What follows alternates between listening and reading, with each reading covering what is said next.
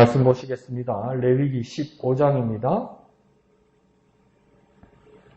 레위기 15장 1절에서 18절까지 다 같이 한 음성으로 읽겠습니다. 시작. 여호와께서 모세와 아론에게 말씀하여 이르시되 이스라엘 자손에게 말하여 이르라. 누구든지 그의 몸에 유출병이 있으면 그 유출병으로 말미암아 부정한 자라. 그의 유출병으로 말미암아 부정함이 이러하니 곧 그의 몸에서 흘러나오든지 그의 몸에서 흘러나오는 것이 막혔든지 부정한즉 유출병이 있는 자가 눕는 침상은 다 부정하고 그가 앉았던 자리도 다 부정하니 그의 침상에 접촉하는 자는 그의 옷을 빨고 물로 몸을 씻을 것이며 저녁까지 부정하리라. 유출병이 있는 자가 앉았던 자리에 앉는 자는 그의 옷을 빨고 물로 씻을 것이요 저녁까지 부정하리라.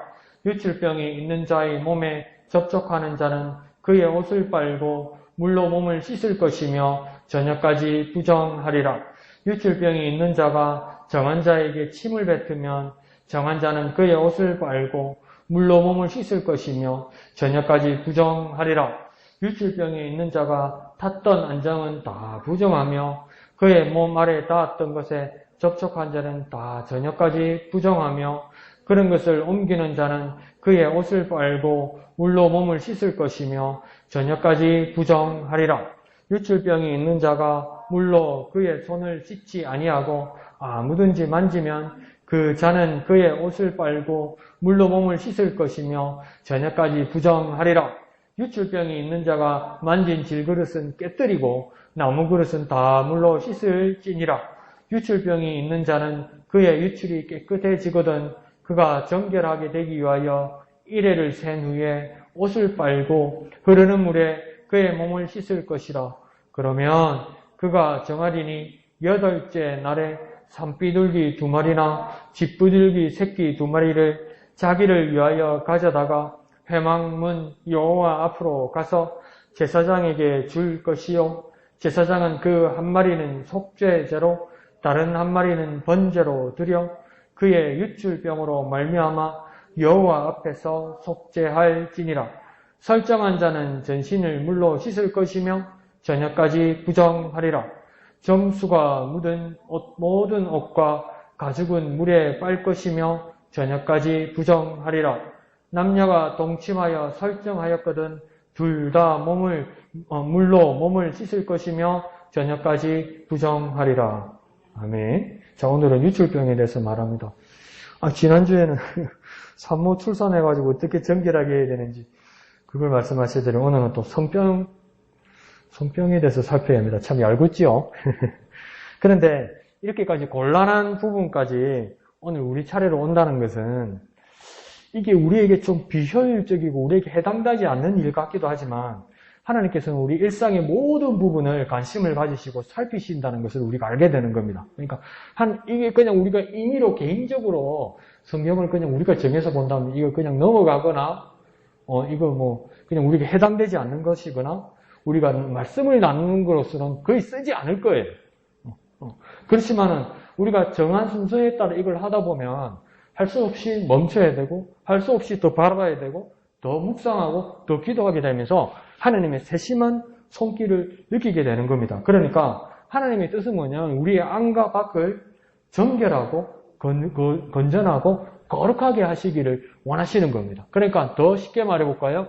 하나님, 우리는 우리의 프라이버시, 개인의 사생활을 사람 대 사람으로는 지켜야 하는 것이 분명하지만 하나님 앞에서는 비밀 없이 거룩해야 됩니다.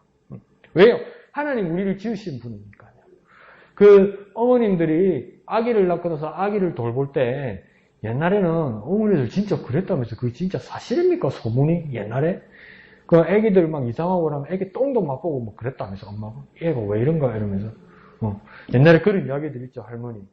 예수 기사님 금시초문인데 그런 눈빛인데 그런 이야기도 있죠. 그러니까 옛날에 한의사들도 있잖아요. 옛날에 그 당뇨병을 한의학에서도 소갈이라고 그러거든요. 소갈. 근데 혈당을 잴 수 있는 기구가 없잖아요. 그러면 한의사들이 그 소갈병, 당뇨병 앓은 사람들의 그 소변 요강 있잖아요. 그걸 손을 찍어서 입맛을 봤대요.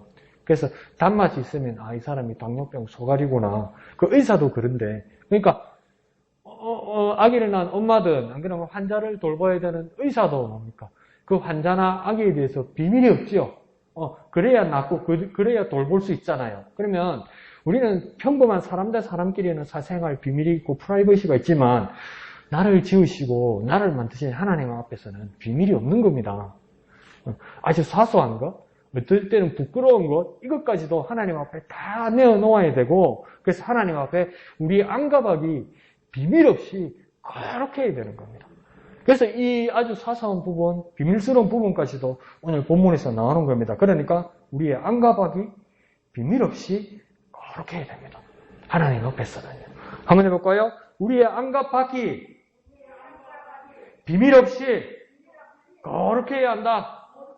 네, 하나님 그걸 원하세요. 그래서 거룩하게 하기 위해서 하나님께서 우리를 만져주시고 우리를 살펴주시고 우리를 치료해주시고 우리에게 길을 보여주시는 것입니다. 자, 3절의 말씀만 보면 3절에 완전한 문장이 아니에요. 뭘 흘렀든지 무엇이 막혔든지 이라는데 무엇이 흘렀는지 무엇이 막혔는지 목적어가 3절 안에 없습니다. 그러니까 목사가 설교하기에도 입에 담기에도 민망한 무엇이 흐르거나 또 말하기 좀 그런 어떤 것이 막혀 있다는 것을 말하는 거죠. 그러니까 우리 집사님들도 무슨 병인지 알겠죠. 유출병은 성병의 일종을 말하는 겁니다.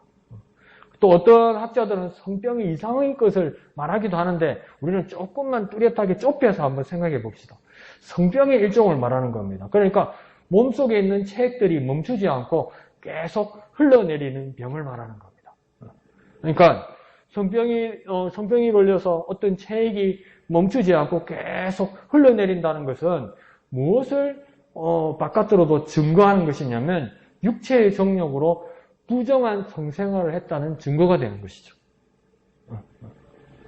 그러니까 욕심 때문에 부정한 일을 했고 그 부정한 관계 때문에 그 증거가 드러났다는 겁니다. 멈추지 않고 흘러난다는 겁니다. 숨길 수 없는 일이 일어난다는 겁니다. 그러니까 이 욕망과 성욕과 더불어 도덕적이지 못한 욕망의 문제가 내가 숨기려고 하는 욕망의 문제가 건강상의 문제로 폭로되는 겁니다. 그러니까 내가 숨겨서 완벽하게 내가 죄를 숨길 수 있다고 생각하는 것이 어느 선에서입니까? 터져서 폭로되고 막을 수 없는 순간이 온다는 겁니다. 우리 어려서도 아주 작은 잘못 하나도 어릴 때 어린 동심에 어린 마음에 뭘 숨기려 하다가 일이 더 커지는 것들이 있잖아요. 그것처럼 우리의 죄악도 하나님 앞에서 숨길 수 있을 거라고 생각하는데 그것이 그러니까 멈출 수 없도록 막을 수 없도록 막 드러나는 경우가 있다는 겁니다. 그것이 유출병, 성병도 그렇고 우리 삶의 습관도 그런 거 있는 거예요. 그러니까 옛날 동네 산골 같은 거 보면 애들 콩 구워 먹고 이런 거 한다고 이렇게 좁게 모닥불 피웠다가 안 그러면 돋보기 가지고 이렇게 장난친다고 자연 시간에 빼고 이러다가 이 불이 붙는 거 아니에요. 밑둥에. 그러면 그냥 발로 이렇게 눌러놓고 이렇게 불을 끌려다가 이게 막 더 번지고 그러면 놀라가지고 도망가지 산을 그냥 막 다 태우는 그런 일도 생기는 거 아니에요. 아주 작은 것부터 시작하는 거죠. 근데 나중에 걷잡을 수 없는 일이 일어나는 거죠. 여기서도 뭡니까? 아주 작은 욕망, 숨길 수 있다고 생각하는 그런 것들이 뭡니까? 멈출 수 없는 문제로 폭로된다는 겁니다. 그리고 또 이게 현상적으로 불결한 이 점액들이, 체액들이 바깥으로 흘러나온다는 것은 뭡니까? 보이는 것은 바깥으로 흘러나오는 거죠. 멈출 수 없어서 바깥으로 흘러나오는 거죠. 이것은 어디서부터 바깥으로 흘러나오는 겁니까? 속에서부터 바깥으로 나오는 거죠. 그러니까 바깥에서 밖으로 나오는 것도 아닐 것이고 바깥에서 이제 속으로 들어가는 것도 아닐 거 아니에요. 바깥으로 흘러나왔다니까 속에서부터 바깥으로 나오는 것인데 이것은 뭐냐면 속에 부패한 어느 곳에서 시작된 것을 말하는 겁니다. 그러니까 우리 겉으로 드러나는 어떤 강호나 어떤 문제는 어디서부터 시작된 거냐면 우리 속에서부터 시작된 겁니다. 이게. 그래서 어떤 교회는 그 한 해 표어를 어떤 이런 운동도 하더라고요. 표어에다가 뭐냐면 마음으로부터 범죄하지 않기. 이게 어떤 말이냐면 처음에 훈련은 무엇입니까? 말을 하지 않아야 되죠. 부정적인 말을 하면 안 되죠. 저주스러운 말을 하면 안 되겠죠. 욕을 하면 안 되겠죠. 왜? 그 말들이 씨앗이 되어서 바깥으로 드러나게 되고 다른 사람들에게 나쁜 악영향을 미치니까 말로 범죄하지 않는 것 정말 중요한 겁니다. 그런데 이 말로 범죄하지 않는 것, 이 말은 어디로부터 나오느냐? 내 속에서부터 나온다는 거예요. 그러니까 내 말을 제어하는 것, 내 입을 제어하는 것, 내 혀를 조심하는 것 정말 중요한데 이것이 이제 되기 시작하면 가장 근본적인 것부터 한번 제어해보자. 컨트롤 해보자. 이게 뭡니까? 내 마음으로부터 범죄하지 않는 것. 그와 마찬가지로 지금 속에 부패한 어느 곳에서 바깥으로 나온다는 건 바깥으로 뭐가 나온다는 겁니까? 속이 문제가 있다는 것을 증거한다는 겁니다. 그러니까 이것은 뭡니까? 타락한 인간의 속성을 상징하고 거룩하신 하나님 앞에서 허물 많은 자신을 발견하는 시간이 되는 겁니다. 그러니까 맞아요. 만약에 어디가 아프거나 어떤 피부병이 나거나 나는 모르는데 어떤 염증이 생기거나 이러면 어떻게 해야 됩니까? 목사 앞이니까 주여 낫게 하여 주옵소서 믿습니다 이러면서 나 별의별 사람 다 봤어요. 진짜. 예수님께서 요한복음에 보면 신랑 날 때부터 앞이 보이지 않는 어떤 젊은이가 있으니까 예수님께서 침을 뱉어서 흙을 이겨서 눈에다 바르고 뭐라고 해야 합니까? 실로암 못에 가서 씻으라고 그러잖아요. 그러니까 이걸 성경을 희한하게 해석을 해가지고 이 예수님의 침이 약발이 있다는 거야. 그렇죠. 우리도 기도 열심히 해서 예수님 닮으면 내가 열심히 예수님 닮으면 내가 내 기도자의 침을 뱉으면 그게 약효가 있다고 생각하는 거야. 더러워. 내 침도 더러운데 남의 침을 갖다가 막 환자가 오고 아픈 병자들 오면 기도원에서 막 봉사가 막 그냥 거기다가 아픈 데다가 침을 뱉고 막 침을 바르고 이러는 거예요. 침이 약발이 있습니까?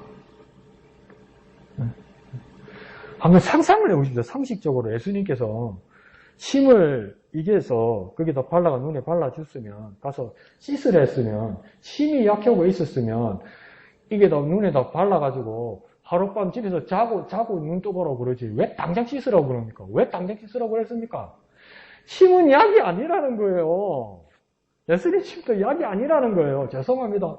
침을 뱉다가 발라놓으니까 들어 빨리 씻으라는 겁니다. 네? 빨리 씻으라는 거예요. 이전에 내 삶에서 보이지 않던 내 삶에서 이 재앙 많은 삶에서 예수님 빨리 씻으라고 침 뱉어준 거예요. 그러니까 빨리 씻으라고요. 빨리 씻으라고 하는 건데 뭡니까? 그 침을 그대로 잡고 있더라는 겁니다. 참 안타깝죠. 뭔 이야기야 되나? 자, 타락한 인간의 그러니까 이 바깥으로 뭐가 흘러나온다는 것은 뭐냐면 타락한 인간의 속성을 증명하는 것이니까 뭡니까? 내 속에 있는 문제를 내가 어떤 현상이 일어나면 내 속에 있는 것을 내 속에 무슨 문제가 있거나 내 영혼에 어떤 문제가 있거나 하나님 앞에서 내 영혼에 어떤 문제가 있거나 내 삶의 자세가 어떤 문제가 있거나 이것을 찾아야 된다. 그 이야기하다가 그러는구나. 어디가 피가 나거나 어디가 아프면 뭔 기도부터 하겠습니까? 목사한테 눈치 본다고 막 피가 철철철 찢어지고 피가 나고 있는데 막 염증이 흐르고 있는데 목사님 이거 어떻게 해야 되겠습니까? 기도해야 되겠죠. 목사님 기도해 주세요. 목사님 침을 발라서 기도를 해 주시든지 안 쓰 기도하면 이 피가 멈추겠죠. 피 멈춥니까? 어떻게 해야 됩니까? 당장 병원 가야죠. 병원 가서 고쳐야죠. 막아야죠. 근데 여기까지는 맞아요. 근데 여기서 뭘 말하는 거냐면 빨리 응급처치를 해야 되는데 다시 내 삶에서 나타났을 때 이 피가 나거나 고름이 문제가 아니라 내 삶에서 어떤 현상이 나타났을 때 예기치 않은 일들이 일어났을 때 어떤 문제가 일어났을 때 이 문제만 덮거나 문제만 해결하려고만 하지 말고 그러니까 내 속에서 어떤 것이 원인이 되었는가 이걸 알아야 이것을 묵상하고 이것을 기도하고 이것을 찾아야 뭡니까? 내가 회개하고 해결할 수 있다는 겁니다. 그러니까 유출병에서도 밖으로 흘러나온 것 이것만 바라보고 막아야 돼. 이거 어떡하지? 이래가지고는 안 된다는 거예요. 내 속에 있는 것, 내 속에서 흘러나오는 것을 발견해야 된다는 거예요. 내 속에 무엇으로부터 문제가 되는지 이것을 먼저 찾아야 된다는 거예요. 그러니까 거룩하신 하나님 앞에서 내 속에서부터 깨끗해야 된다는 겁니다. 하나님 앞에 있으면 내가 깨끗해야 되는 것은 내 입도, 내 말도, 내 행동도, 내 표정도 조심하고 고쳐야 되지만 그와 더불어 무엇입니까? 내 속에 있는 것부터, 내 마음부터 고쳐야 된다는 거야. 내 마음은 막 부글부글 끓고, 내 마음은 막 누가 보니까 가짜고, 누가 싫은데 억지로 웃고, 막 억지로 잘해주고, 축복해주고, 이것도 잘하는 거예요. 저는 가시하고 말하지 않아요. 그렇게 말하다 보면 변할 수 있으니까요. 그런데 참 그리스도인이면 겉으로 드러나는 것뿐만 아니라 내 속에서부터, 내 마음으로부터 고쳐가야 된다는 거예요. 그러니까 거룩하신 하나님 앞에서 내 속에서부터 깨끗해져야 됩니다. 이제 내 속에서부터, 내 마음으로부터, 내 속에서부터 깨끗해져야 가야 하는 겁니다. 그러니까 유출병도 뭡니까? 내 속에서부터 문제가 없었으면 바깥으로 이런 일들이 안 일어나는 거죠. 한번 해볼까요? 내 속에서부터 깨끗해야 한다. 내 속에서부터 거룩해야 한다.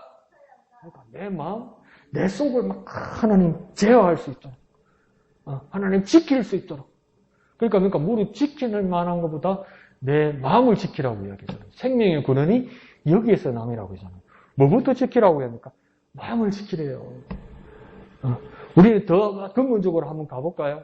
내 마음이요, 하나님을 떠나면요, 하나님도 어떻게 할 수 없어요.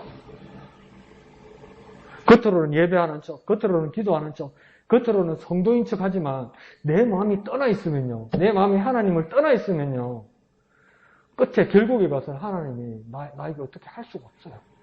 내 마음이 떠나가면 안 돼요. 내 마음에 하나님을 놓치면 안 돼요. 결국에는 유출병 같은 어떤 불행한 일이 일어날 수도 있다는 것이죠. 자, 4절에 그러면서 뭐라고 하냐면 침상, 앉았던 자리, 5절에는요, 침상에서 그 침상에 접촉하는 자, 6절에는요, 앉았던, 그 환자가 앉았던 자리에 앉는 자, 7절에는요, 몸에 접촉하는 자, 8절에는요, 침을 뱉어서 맞은 자. 이거, 아니, 참, 그 옛날이나 지금이나 웃기는 사람이 있어요. 지가 환자인데, 왜 사람한테 침을 뱉어요? 참 성격이 이상한 사람들이 있어요. 근데 그때 기억납니까? 2019년도에 코로나 시작됐죠. 11월 달에. 2020년도에 대구에서 한번 엄청 환자 많았죠. 그러니까 그 신천지 신도들 중에서. 그러니까 이제 정보가 알게 됐는데, 어떤 여자 청년이 신천지 교도 같은데, 이제 코로나 확진이 된 것 같은 거예요. 근데 그때 너무 이제 대구에 병원에 사람들이 많이 차가지고 금방 입원을 못 시키고 있다가 밤에 이제 그 시청인가 구청 직원이 그 앰뷸런스를 몰고 이제 그 여자를 데리러 간 거예요. 뭐가 두 사람 사이 사인이 안 맞았는가 봐요. 그 환자가 되는 이 신천지 여신도가 너무 화가 났는가 봐요. 그래서 어떻게 했어요? 운전하는 사람한테 침을 뱉은 거 아니야. 그러니까 이 사람도 뭡니까? 운전하는 사람도 격리돼가지고 그 막 며칠 동안 검사받고 격리돼 있었잖아요. 그러니까 성격 이상해. 아니, 내가 병이 걸렸으면 내가 조심하고 남한테 피해를 안 끼치려고 그래야지. 침 뱉는 인간은 뭐 하는 인간인지 몰라. 자, 9절에는 각각 앉았던 안장자리. 10절에는요, 몸 아래 닿았던 것에 접촉하는 자. 11절에는요, 손을 씻지 않고 또 만지면. 손도 씻으래도 참 안 씻고. 자, 그러니까 물건도 사람도 다 부정하다고 이야기하는 겁니다. 유출병 환자가 있었던 거. 근데 자, 이게 옛날 이야기만은 아니죠. 오늘날 코로나 바이러스 팬데믹 기간에도 접촉자들이 감염이 위험이 높은 거 아닙니까? 접촉했던 사람들. 그러니까 확진자와 접촉했던 사람들이 감염이 위험하죠. 그래서 뭡니까? 그런 사람들을 구별해내어서 조치를 하죠. 그러니까 감염 확산을 막기 위해서 조치하고, 이전에는 추적 조사를 했고, 이제는 뭡니까? 자가 격리해서 내 몸에 어떤 증상이 일어나는가 스스로 살피기도 하고, 체온도 재고, 그렇게 하는 거죠. 여기서도 뭡니까? 유출병 환자와 접촉했던 사람들은 그렇게 조심해서 이런 사람들을 잠깐 격리하게 하는 겁니다. 그래서 이런 사람들을 부정하다 이렇게 말하는 건 성경이니까 전부 죄인이다 이렇게 말하는 것이 아니고, 더럽다는 뜻도 아니고, 다시 부정하다는 것을 여러분 그렇게 잘 기억하고 한번 적어보십시오. 감염에 위험이 있는 사람들이다. 그냥 감염에 위험이 있는 사람이다. 도시 요즘 말로 하면 뭡니까? 밀접 접촉자다. 그러니까 확진 전까지 그 추이를 보는 겁니다. 확진 전까지 이 사람과 이 환자와 접촉했던 사람이 확진 전까지 하루나 며칠 있으면서 어떻게 이 사람 증상이 바뀌어 가는가 본다는 겁니다. 언제까지 본다고 이야기합니까? 저녁까지 이렇게 이야기하는 거예요. 저녁까지 하루를 두고 보자 이렇게 이야기하는 거예요. 아주 과학적이죠. 아주 상식적이죠. 그러니까 이스라엘이 시간 하루를 정하는 방식은 아침부터 저녁까지가 아니고요. 저녁이 하루의 시작입니다. 그래서 창세기수도 보면 천지를 창조하시면서 아침이 되고 저녁이 되는 이는 첫째 날이라 그래 되어 있습니까? 그렇다고요? 집에 가서 한번 찾아보세요. 저녁이 되고 아침이 되네 이래요. 그러니까 하루의 시작이 어떻게 됩니까? 저녁이라고 이야기해요. 저녁. 그리고 그러니까 뭡니까? 저녁까지 살펴본다는 것은 하루의 시작이 저녁인데 그 다음날 저녁까지 첫 저녁에서 그 다음날 저녁까지 이 말에는 뭡니까? 24시간. 언제나 24시간이 다 하루가 지나간 다음에 뭔가 이 사람이 괜찮은지 안 괜찮은지 격리한다는 겁니다. 그러니까 다른 사람과 접촉하지 못하도록. 아직은 환자는 아니지만 환자와 접촉했던 사람들, 닿았던 사람들은 그렇게 따로 떨어져 있는 겁니다. 그러니까 우리는 뭐 한 3, 4년 이렇게 뉴스도 보고 이렇게 훈련이 되다 보니까 뭐 이해가 쉽네요. 그죠? 만약에 이런 걸 경험하지 못했으면 왜 이렇게까지 해야 되나 싶으지만 우리는 더 했으니까. 그죠? 그 당시에 하나님께서 아주 철저하고 꼼꼼하게 이런 것들을 챙겼구나. 그렇게 생각이 들어요. 출애굽했을 때 뭐 아이들, 여인들까지 다 합치면 한 200만 명 된다고 이야기하잖아요. 근데 그거 그냥 알아서 하겠으면 그 전염병 같은 거 쑥대밭이 되겠죠. 아무 대책이 없잖아요. 그죠? 그러니까 진영 밖에서 기다리게 하고 또 씻게 하고 막 이렇게 하는 거죠. 그래서 자, 이들은 새로운 하루의 시작인 저녁까지 그 다음날 새 날이 오기까지 기다리는 겁니다. 그러니까 우리도 재씻음 받은 우리가 새로 시작하는 새 날을 기다리고 소망하는 사람처럼 우리도 그렇게 살았으면 좋겠다고요. 이 사람들은 그러니까 기다렸겠죠. 새 날이 시작될 때 나는 더 이상 환자가 아니고 새로운 삶을 시작할 수 있겠구나. 이렇게 기다리는 것처럼 우리가 그리스도 예수로 말미암아 재씻음 받고 새 삶을 살기를 시작한다면 우리 소망을 가지고 살아야지 이전과 똑같은 삶을 살면 안 된다고요. 똑같이 밥 먹고 똑같이 남편하고 살고 똑같이 애들하고 사는데 목사님 별 다른 거 없는데 예수 믿고 나서도. 근데 그게 아니고요. 내가 예수로 말미암아 내가 재씻음 받고 내가 저주받고 지옥 자녀에서 마귀의 자녀에서 하나님의 자녀로 완전히 바뀌었어요. 내 신분이 바뀌었으면 내 삶도 바뀌고 내 기대하는 것도 바뀌고 내 삶의 방향도 바뀌어야 될 거 아니에요? 바뀌어야죠. 지금 이 환자와 접촉했던 사람도 뭡니까? 하루를 온전히 기다리면서 새로운 삶을 소망하고 기다리는 거잖아요. 그러니까 우리가 예수로 말미암아 재씻음 받고 우리가 새 삶을 시작된다면 새 삶을 소망하고 기다려야 된다는 겁니다. 그러니까 재씻음 받은 우리가 새로운 날, 새로운 삶을 소망하며 살아야 된다는 겁니다. 그러니까 우리는요, 새로운 날, 새로운 삶을 사는 사람입니다. 왜요? 예수님 때문에요. 그러니까 우리가 일상을 살고 똑같은 삶을 살고 똑같은 집에 들어가고 똑같은 삶을 살아도 우리가 그러니까 정말 찾아야 돼요. 나에게 새로운 날, 나에게 새로운 삶, 그것이 무엇인가? 그걸 발견하고 감사하고 그것을 추구하면서 살아야 돼요. 그것을 소망하며 살아야 돼요. 그것이 그리스도인의 삶입니다. 그렇게 살아가는 저와 여러분 되었으면 좋겠습니다. 한번 할까요? 새로운 날, 새로운 삶을 산다. 새로운 날, 새로운 삶을 산다. 그렇게 살아가는 저와 여러분 되시길 부탁드립니다. 그리고 이 부정한 사람들이 저녁까지 기다리기 전에 먼저 옷을 빤다고 이야기하죠. 그리고 물로 몸을 씻을 것이라 이렇게 이야기합니다. 그러니까 먼저 이 부정한 사람, 확진자로부터 첫 번째는 바깥으로 처음 접촉한 것이 무엇입니까? 옷이겠죠. 그러니까 그 옷을 빤다는 겁니다. 바깥의 부분, 접촉했던 바깥의 부분을 세탁해서 빨고 그 다음 몸을 씻는다는 것은 뭡니까? 부정한 감염의 근원인 몸을 씻는 목욕으로 뭡니까? 깨끗하게 한다는 겁니다. 그러니까 뭡니까? 겉에서부터 속까지 깨끗하게 한다는 겁니다. 새로운 삶, 또 새로운 날을 사는 사람은 겉으로부터 안까지 새로운 삶을 사는 겁니다. 내가 예수의 사람이 됐으면 내 겉에서부터 안까지 예수의 삶을 살아야 되는 겁니다.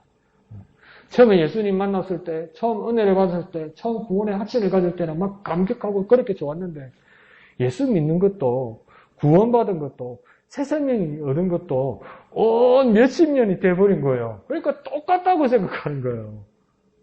그런데 여기서는 무엇입니까? 옷도 빨고 몸도 씻어요. 이 말은 뭡니까? 우리의 바깥, 우리의 겉과 우리의 속도 새로운 예수의 삶으로 날마다 새로워져야 된다.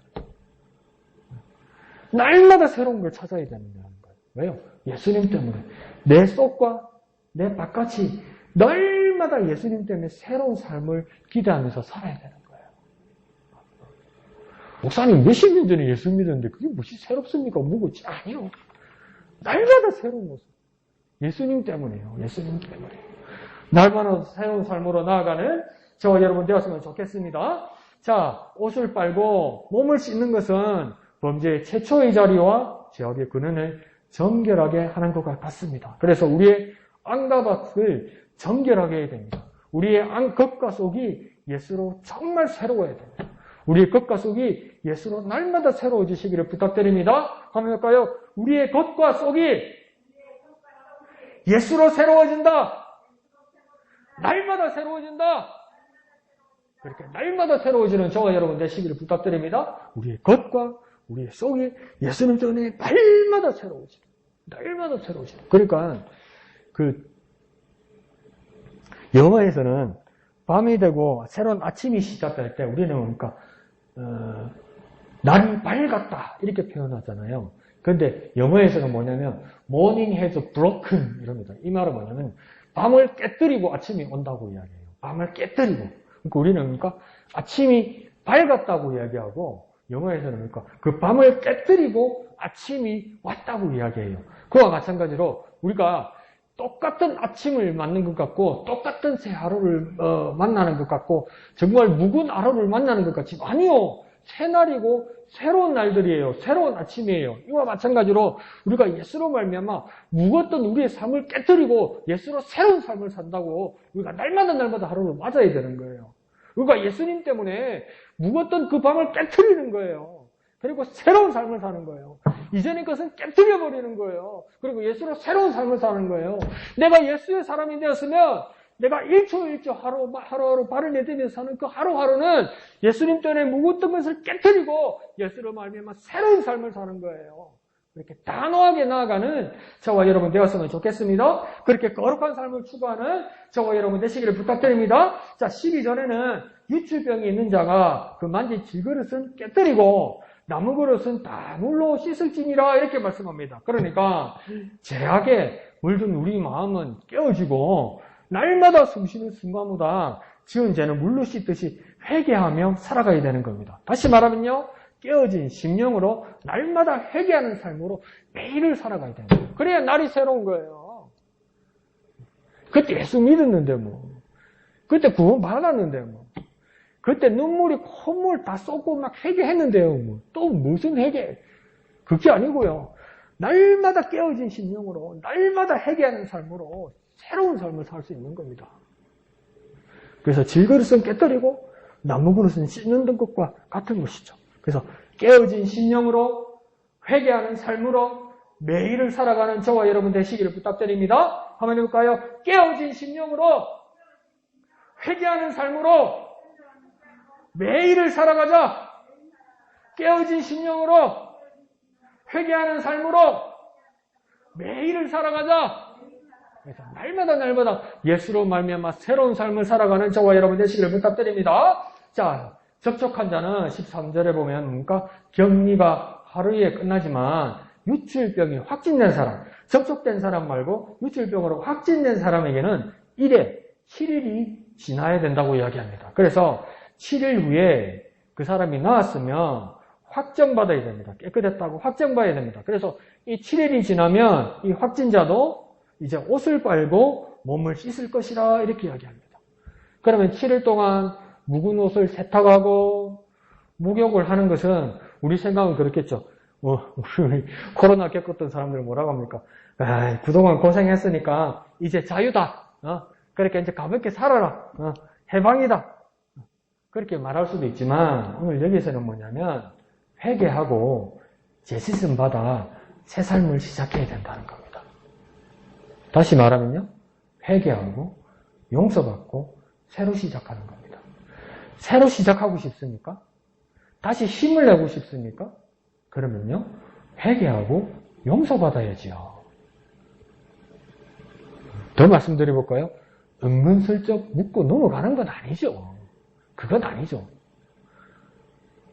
다른 거 다 놔도 우리끼리는 다 용서하고 우리끼리는 다 용납될 수 있어요. 그렇지만 하나님 앞에서요. 나한테 뭐 이실직고하고 뭐 자비반하란 말 절대 아니에요. 절대 아니에요. 제가 왜 그렇게 말하는 줄 아세요? 저도 여러분한테 다 말하는 게 아니기 때문에 그런 거예요.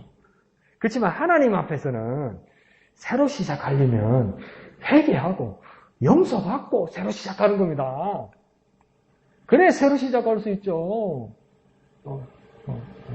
한번 해볼까요? 회개하고 용서받고 새로 시작하자. 회개하고 용서받고 새로 시작하자. 정말 회개하고 용서받고 하나님 앞에 새로운 삶을 시작하는. 그러니까 날마다 회개하고 그래서 날마다 용서받으면 얼마나 이게 감사한 일이고 얼마나 힘이 나는 일이겠습니까? 아이고 목사님 회개하면 막 내가 쭈그러드는데 내가 죽는 것 같은데 그게 아니고요. 하나님 앞에 회개하고 용서받는 삶은 날마다 새로운 힘을 얻는 거예요. 새 사람 되는 거니까요. 그러니까 막 기대되지 않습니까? 내가 죄가 있어도 주님 앞에 나와서 내가 회개하면 용서받아서 내가 새 사람 된다면 이거 얼마나 신기하고 놀랍고 은혜로운 일입니까? 그러니까 회개가 은혜가 될 수 있어요, 여러분. 그래서 정말 주님 앞에 나아갈 때는 회개하고 용서받아서 새로운 삶을 살아가는 저와 여러분 되시기를 부탁드립니다. 세계가 우리의 소망이 되시기를 부탁드립니다. 자, 그러면서 14절, 15절에는 이제 속죄제와 번제를 하나님께 드립니다. 그래서 속죄제로 재씻음 받은 사람은 일단 정결한 몸과 그 영혼으로 이제 번제를 드리죠. 하나님께 헌신된 180도의 다른 삶을 산다는 뜻입니다. 이렇게 다시 말하면 뭐냐면 속죄받은 사람은 용서받은 걸로 끝나는 것이 아니라 헌신의 삶을 사는 겁니다. 용서받은 사람은 이제 할 일이 있는 거예요. 새로운 삶을 사는 사람은 이제 할 일이 있는 거예요. 뭐예요? 헌신의 삶을 살아야 됩니다. 왜 용서받습니까? 왜 깨끗함 받습니까?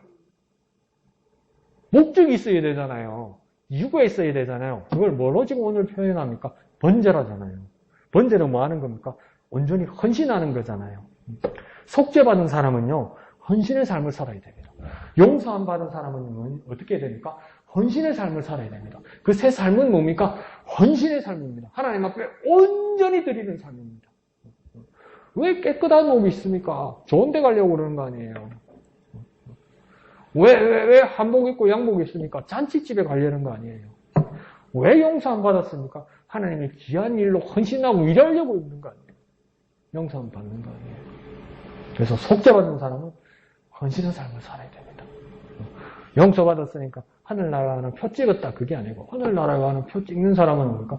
헌신의 삶을 살아야죠. 그래서 속죄받은 사람은 헌신의 삶을 살아야 하는 것입니다. 한번 해볼까요? 속죄받은 사람은 헌신의 삶을 산다. 속죄받은 사람은 헌신의 삶을 산다. 자, 그러면서 16절 마지막에는 뭐라고 이야기하냐면 부부관계를 말하는 것 같습니다. 그런데 뭐 부부관계가 부부의 잠자리가 무슨 죄악입니까? 뭐가 범죄이겠습니까? 그러니까 우리 문화로 우리 무속으로 안 그러면 우리 옛날의 관습이나 종교로 그렇게 이해하면 안 됩니다. 그거하고 조금 다른 이야기예요. 그러니까 그 옛날 그 우리나라에도 그런 영화 같은 거 있죠. 뭐 제사 지내는 제주나 또 산에 그 산삼 캐러 다니는 신만이나 이런 사람들 그런 막 중요한 일을 갈 때는 전날에 부인하고 잠자리를 하지 않는다.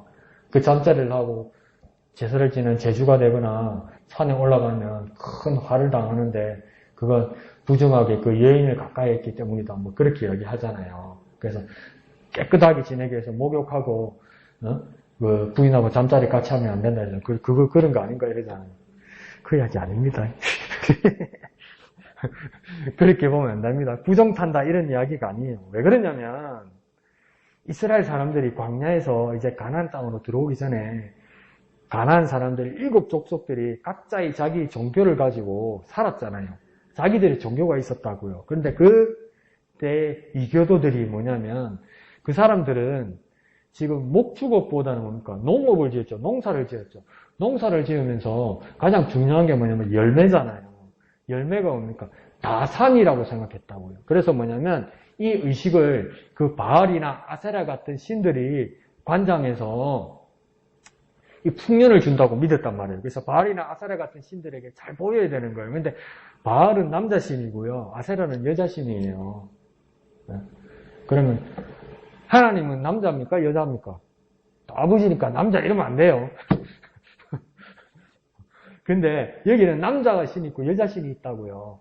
그래서 남자 신과 여자 신이 기뻐하기 위해서 뭘 하냐면 이 당시에는 남자 제사장, 여자 제사장이 있는 거예요. 그러면 이 강대상 제단에다가 남자 제사장, 여자 제사장을 빨가 벗겨놓고 그 성교를 시킨단 말이에요. 네? 그러면 막 이제 막 비명소리가 들릴 거 아니에요. 그게 천둥소리고 비 오는 소리라고 믿었단 말이에요. 그리고 그 사이에서 이제 자녀들이 나잖아요. 그게 풍년을 주는 열매라고 믿었다고요. 그게 종교였다고요. 그런데 이제 여호와 하나님께 예배하는 자는 어떤 성적인 유희나 주체 못할 폭발적인 감정이나 환각에 빠지는 것과는 절대적으로 구분되어야 되는 것이 하나님께 예배하는 것이다 이 말입니다. 그거하고 정말 다르다는 것을 너희가 구분해야 된다 이 말입니다. 예배를 부부관계의 짜릿함이나 부부관계에서 느끼는 짜릿함이나 하나님 앞에 막 고함 지르고 하나님 앞에서 막 노래를 막 환각에 빠져서 부르는 그거 막 그 쾌락 만족처럼 그게 하나님 앞에 영광 돌리는 거라고 그런 식으로 예배하지 말라는 겁니다.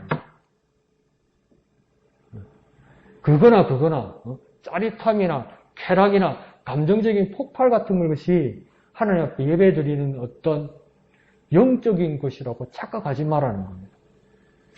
그건 환각이라는 거예요. 그걸 영어로서 말할 때 엑스터시라고 이야기하는데요.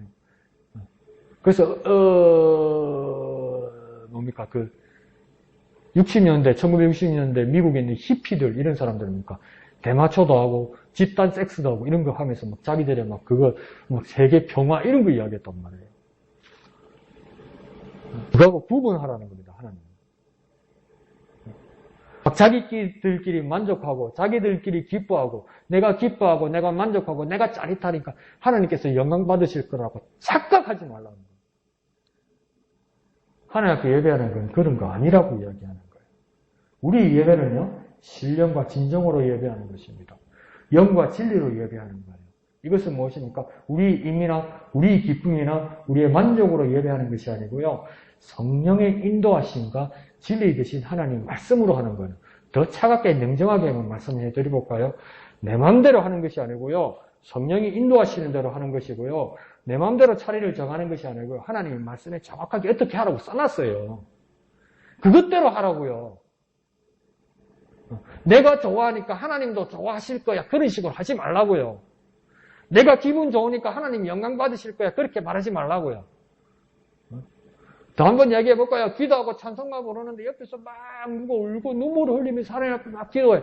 근데 난 눈물이 안 나. 내 감정이 복받치지가 않아. 그래서 억지로 생각을 해냈어. 몇 년 전에 돌아가신 친정 엄마가 생각해서 왜 울었어.